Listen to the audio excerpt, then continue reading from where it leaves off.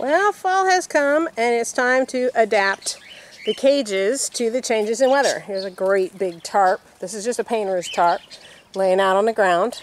So all the silver reflector insulation is gone. Took it off the roofs. You can tell it's much lighter up there. And now I expand the tarps.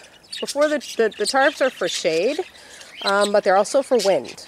And things get a little windy around here later in the afternoon. So they're wrapped on 3 sides now, and each tarps are actually folded back so that when it gets still windier, I can wrap them around the front of the cage. So the only part of the top of the cage that will be open will be this part up here.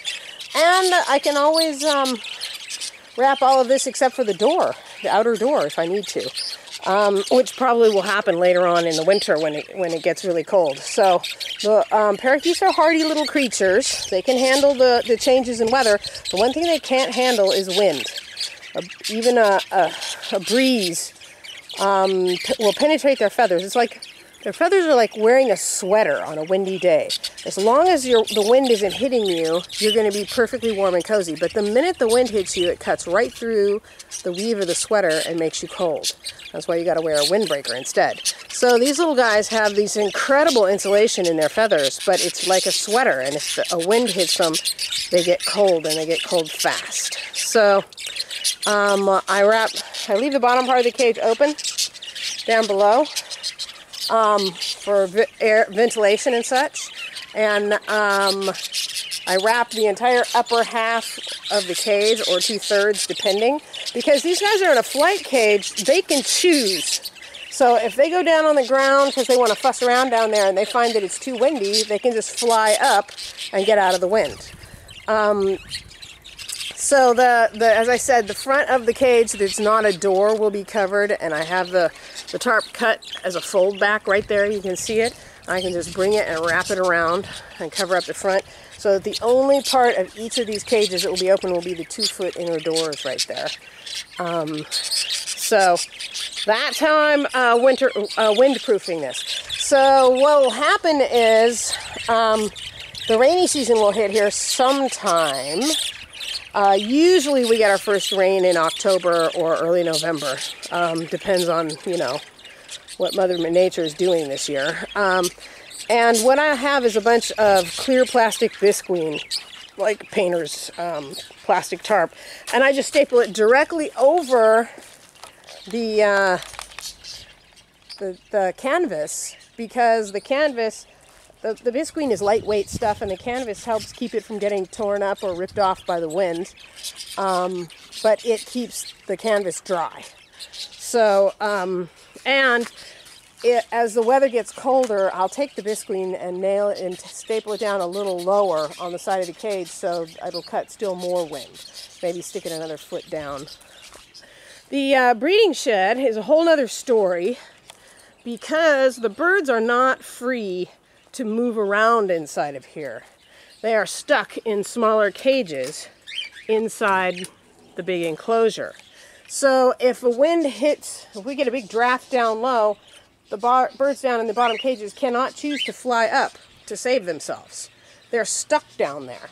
So with this cage, the cages are sitting on a shelf down there, and the tarp goes way down to almost to the ground. I left about 6 inches open there. It's well below the bottom shelf where the bottom cage sit, so that they won't get a big draft. And I'll put another one over on this side that's equally long. For now, I leave the front open, but as the weather gets worse, I'll staple a tarp across the front here, and perhaps one over there, and just leave the door open. And again, I will have rolls of bisqueen, the clear plastic stuff. Again, this stuff is really cheap. Just get it at Home Depot in big rolls. I think they sell it in 10 by 25 sheets, and I'll just start at that end over there, up 6 feet, across 8 feet, down 6 feet, and I'll use pretty much one whole tarp, and it will cover down most of the back, at least more than half of the back, which is solid wood. And that's the rain, to keep the rain out. So that's what happens with this. Again, I have to cover it all the way down to below the bottom shelf down there, so the birds that are trapped in the lower cages won't freeze. In the big flight, pretty much the same thing.